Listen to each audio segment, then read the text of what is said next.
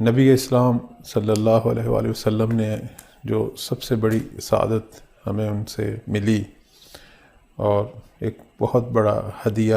اس عظیم و شان پیغمبر کے ذریعے کہ جسے اللہ نے اپنا حبیب قرار دیا، وہ خود اسلام ہے۔ سب سے بڑا دین اسلام جو ہے وہ سب سے بڑا تحفہ ہے ہمارے پیغمبر کا۔ پروردگار نے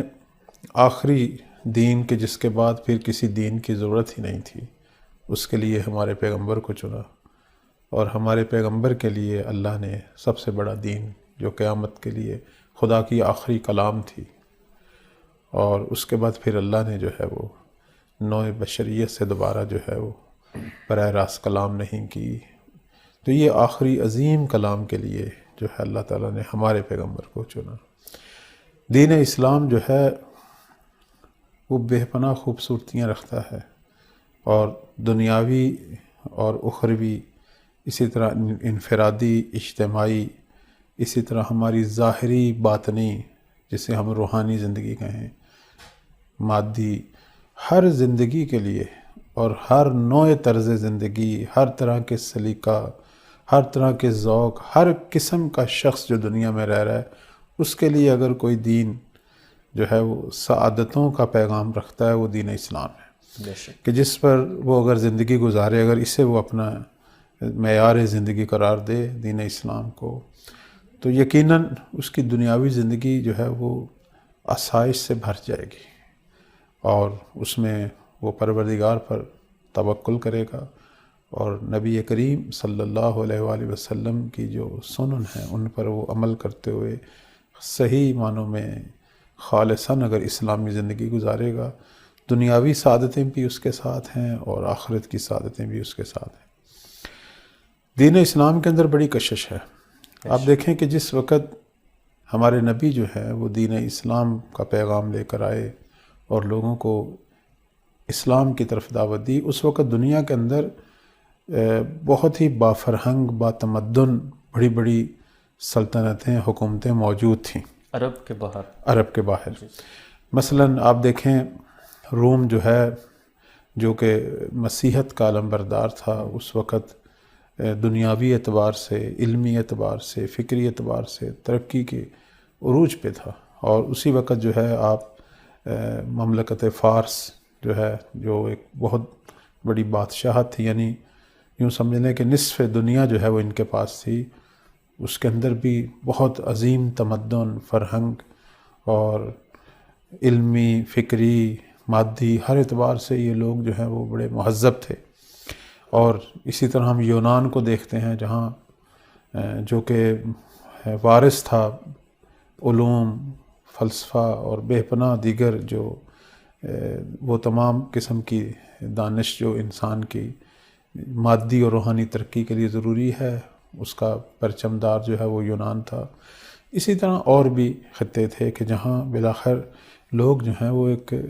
نظم و ضبط کے ساتھ بڑی منسجم اور بہت بہترین جو ہے وہ زندگیوں کے لطف لے رہے تھے۔ ایک خطہ ایسا تھا عرب کا کہ جہاں جو ہے انتہائی کہ پستیوں کے مظاہرے تھے، جہاں جانوروں سے بھی بدتر زندگی تھی۔ اب آپ دیکھیں کہ اللہ تعالیٰ نے اس نبی کے لیے اور اس اسلام کے لیے سب سے پہلا جو پوائنٹ زمین پر انتخاب کیا وہ یہ جگہ تھی، اور اس جگہ پہ دین اسلام نے ایک ایسی تہذیب کو جنم دیا، اور یہ عرب، یہ وہ لوگ جو جانوروں سے بدتر زندگی گزار رہے تھے، جہاں صرف قتل و غارت تھی، اور جہاں بچیوں کو زندہ درگور کیا جا رہا تھا، اور جہاں جو ہے کوئی کسی قسم کا کوئی تمدن نہیں تھا، نہ کوئی علم تھا، جاہلیت اسی لیے زمانہ جاہلیت ہے، نہ وہاں انسانی اوصاف نظر آ رہے تھے، حتیٰ جانوروں کے بھی اچھے اوصاف ان کے اندر نہیں تھے۔ وہاں صرف نفس پرستی، شیطان پرستی، بتوں کے خود ہی بت بناتے تھے، ان کو سجدے کرتے رہے، اپنی اولاد کو مار رہے ہیں، اور آپس میں جو ہے وہ ایک دوسرے کو قتل کر رہے ہیں، اور اس پر فخر کر رہے ہیں، انسانوں کے قتل پر فخر ہو رہا ہے، اور اپنی جو ظاہری جو دنیاوی زندگی ہے اس کے اندر بھی وہ ارد گرد جو بڑی بڑے وہاں سوسائٹیاں تھیں، اور ایران، روم اور دیگر ممالک، ان کی نسبت بہت پست زندگی تھی، حتیٰ ان کی شہری زندگی بھی بہت پست تھی۔ اب ایسی جگہ پہ دین اسلام آیا اور اس نے ان لوگوں کو دعوت دی اور ان کی ایسی تربیت کی کہ ان کی ساری جو بری خصلتیں ہیں ان کو اخلاق حسنہ میں بدلا، اور ایک ایسی قوم کو اور ایک ایسی ملت کو وجود دیا کہ جو یہ قابلیت پیدا کر لے کہ اب ایران اور روم اور یونان جیسی مملکتوں پر بھی وہ حکومت کرے، یعنی ان کو بھی مغلوب کرے اور ان پر حاکم بن جائے، اور وہ آ کے ان لوگوں سے علم و دانش سیکھیں، وہ آ کے ان لوگوں سے جو ہے وہ روحانی فکری ہر حوالے سے جو ہیں ان سے جو ہے وہ اپنی سعادتیں جو ہیں دنیا اور آخرت کی ان سے لیں، اور اسلام جو ہے وہ مرکز بن گیا، بلکہ مادر علمی بن گیا ان بڑی بڑی تہذیبوں کا، کہ وہ ان لوگوں نے آ کے اسلام سے کسب فیض کیا اور بے پناہ جو ہے وہ ان سے سیکھا۔ اور یہ وہ لوگ تھے کہ جو اب آپ دیکھیں یہ جو مغلوب کیا انہوں نے ان بڑی بڑی طاقتوں کو، تو اس سے ان کی مادی ترقی کا پتہ چل رہا ہے، اور ساتھ جو ہے روحانی طور پر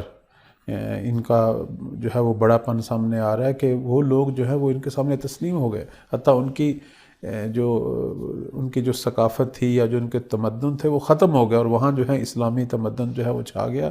تو اس سے جو ہے وہ ہم دیکھ رہے ہیں کہ پروردگار یہ ثابت کر رہا ہے کہ اسلام کے اندر اتنی کشش ہے کہ نہایت غیر متمدن جو قوم تھی اس کو اس نے 23 سالہ ہمارے نبی کریم صلی اللہ علیہ وآلہ وسلم کی زندگی تھی، اس میں یہ قوم اتنی ترقی کر گئی کہ اس نے دنیا کے بڑے بڑے جو ہے متمدن جو معاشرے ہیں، حکومتیں ہیں، مملکتیں ہیں، ان پر جو ہے وہ غلبہ پیدا کر لیا، اور واضح کیا کہ ہم آپ پر حکومت کر سکتے ہیں، آپ ہم پر حکومت نہیں۔ یہ بہت بڑی بات ہے۔